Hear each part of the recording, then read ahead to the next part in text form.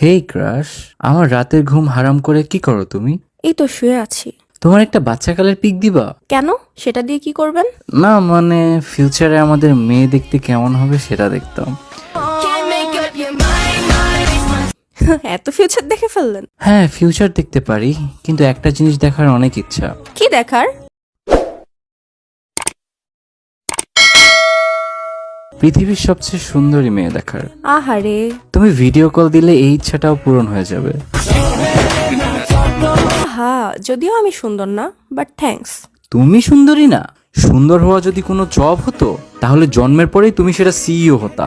সুন্দর হওয়া যদি এদেশে ইলিগাল হতো তাহলে এতদিনে তোমার ফাঁসি হয়ে যেত। সৌন্দর্যের বা রূপের যদি কোনো প্রাইস থাকতো তাহলে স্বয়ং ইলন মাস্কও তোমার রূপ কিনতে পারতো না।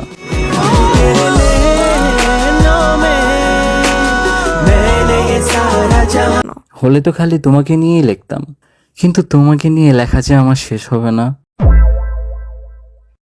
ফ্লার্টিং লেভেল OMG, প্লে বয়রা এমন ফ্লার্ট করে? প্লেবয়রা প্রেম করতে চায় আর তোমার সাথে আমার ইন্টেনশন বিয়ে।